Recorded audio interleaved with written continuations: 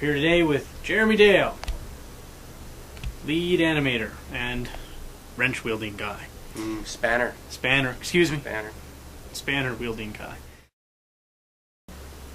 Once we've determined what the signature weapon for a given class will be, trying to make that unique and looking like so you can spot him from a distance. What we end up doing is sometimes we'll try and go through and either, this is the one department that doesn't really get concept art. So what we end up trying to do is figure out what we want him to look like. What kind of, is he going to be finessey? Is he going to be very powerful? And in the case of the zealot, I did some quick sketches to indicate like how I wanted him to be a little more hunched, a little more feral, because I want him in the concept he's standing there with a skull and a dagger, and so we're trying to go for the buzzard-like crazy insano dude.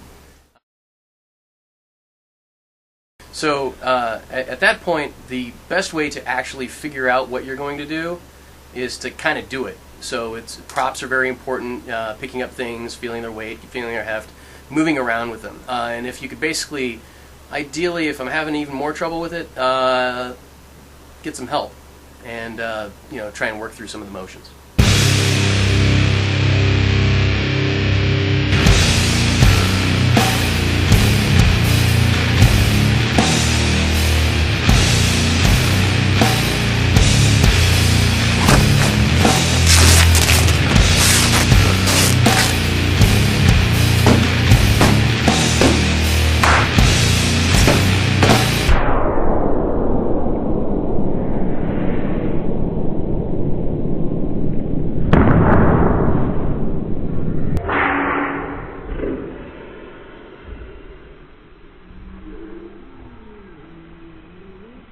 Help, you say?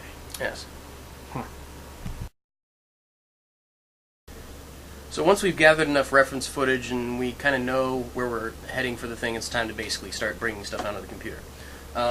We'll take the models that we've gotten from the character artists, we'll have them set up with all the hundreds of bones that they need, and then basically begin roughing out the motions. So blocking in what we've got, and then looking at those, throwing them into the game, making sure that everything's working together properly, and then basically going back and refining that as we go along.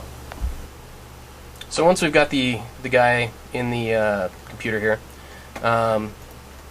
this is a very kind of pared down version of just all the beard things represent what we could end up having. So we need to make sure that those things are animated properly so that once you do end up getting something, the zealot's going to be crazy mountain man looking, so we need to make sure that we've got the beard and the ponytail covered when we animate. But essentially what I can do is I can just come in here and grab a body part and rotate it around, go up and down the hierarchy and continue doing the same thing. So we come in and do that, and then try and hit the base poses that we want to get. So maybe he's a little sad, maybe he's a little crazy, but post him into this motion, and then he's got his skull, he's got his dagger, he's just chilling out. And then he can come in here, he can be a little angry. So this is getting more into the kind of, like I was saying, feral pose. This again is something that we don't want if in the game you have a bandit that gets given a dagger, he's not going to assume this pose. This is only the zealot. So for him, he's got a couple swings.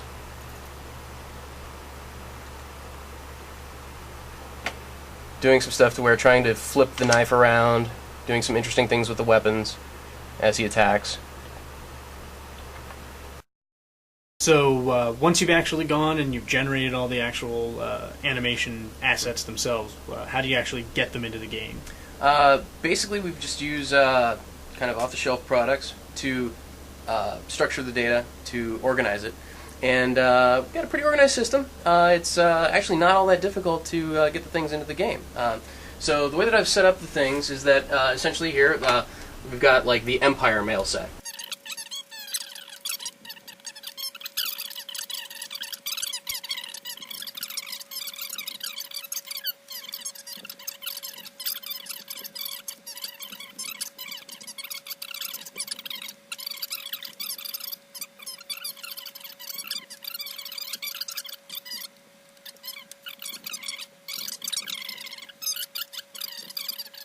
So, and here we have the zealot, all ready to go, pulling the pie out of the oven, running around with his dagger.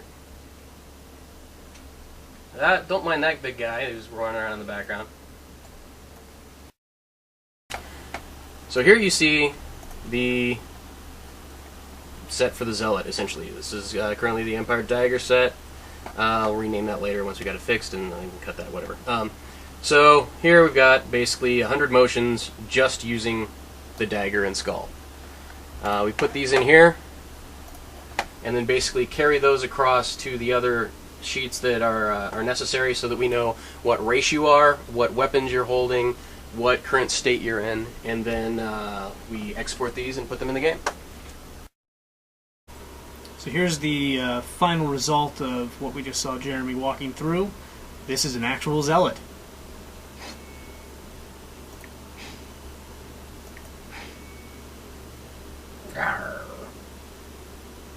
And that's all you get to see for now.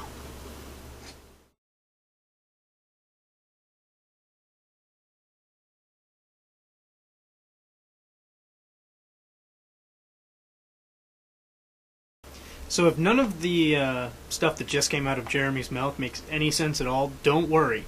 It almost never makes sense to us either, which is why we actually post these all around his office. He speaks a language unique to himself, Jeremese.